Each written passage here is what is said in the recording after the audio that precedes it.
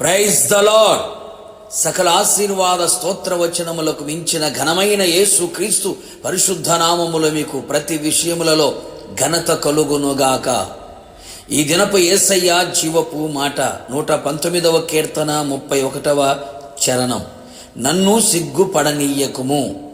యేసు ప్రభువని నోటితో ఒప్పుకొని దేవుడు మృతులలో నుండి ఆయనను లేపెనని విశ్వసించి రక్షింపబడి ఆత్మీయ యాత్రలో ముందుకు కొనసాగుచున్న జీవముగల దేవుని సైన్యములో చేరిన క్రీస్తు యేసు సైనికులారా, ఆయన పేరు పెట్టబడిన ఆయన జనులను ఆయన ఎన్నటికీ సిగ్గుపడనివ్వడు.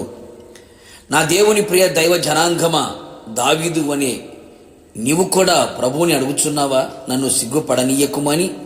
ఇంతవరకు కుటుంబములో, సంఘములో, సమాజములో, బంధువుల మధ్యలో, స్నేహితుల మధ్యలో, ఇరుగు పొరుగు వారి మధ్యలో నీవు చేయుచున్న పనులన్నిటిలో, భక్తిలో, వ్యక్తిగతంగా, ఆత్మీయంగా ఏ పరిస్థితులు సిగ్గుపడేటట్లు చేస్తూ ఉన్నవో, అవమానముతో తలదించుకునేటట్లు చేస్తూ ఉన్నవో, నీ ఓటమి నీకు సిగ్గుగా మారినదా? అనుకున్నది అందుకోలేక, ప్రార్థించింది పొందుకోలేక సిగ్గుతో తలను కప్పుకొని ఉన్నావా? ఏది చేసినా కలిసి రాక, సఫలమవ్వక, పరిస్థితులన్నీ పగపట్టినట్లుగా ప్రతికూలంగా నిలిచి ఉండగా ఏమి చెయ్యాలో దిక్కు తోచక నిరాశతో, అవమానముతో, సిగ్గుతో తల దించుకొని ఉన్నావా?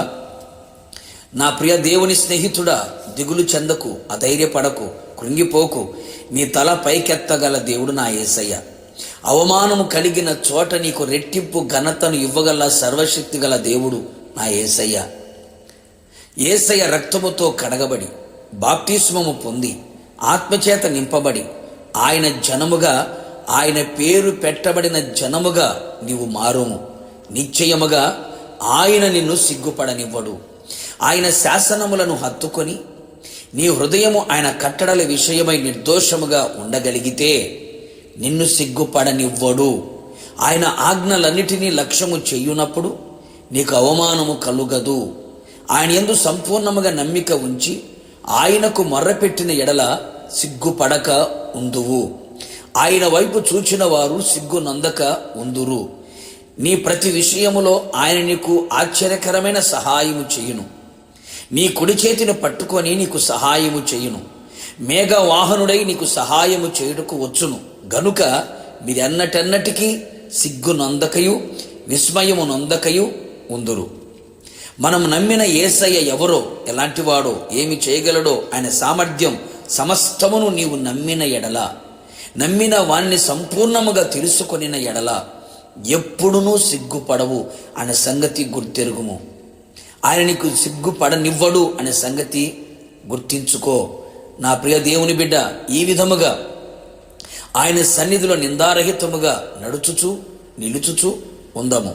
ఇక మీదట నీవు, నీ కుటుంబం, నీ కలిగిన సమస్తము ఏ విషయములలో సిగ్గుపడనివ్వకుండా నా యేసయ్య చెయ్యునుగాక. ఇక మీదట సిగ్గుతో తల కప్పుకొనక, భీతి చెందక ఉందువుగాక. ప్రభు ఎదుట ధైర్యముగా నిలిచి ఉండెదవు గాక. ప్రార్థన. అత్యంత కృపగలిగిన నా ప్రియ పరలోకపు తండ్రి, నీ పరిశుద్ధమైన పాదములకి కృతజ్ఞతాస్తుతులు చెల్లించుచున్నాం. నీ ప్రజలు ఏ పరిస్థితుల మధ్యలో సిగ్గుతో తలదించుకొని, భయముతో, భీతితో, అధైర్యముతో నింపబడి నడిపించబడుతూ ఉన్నారు.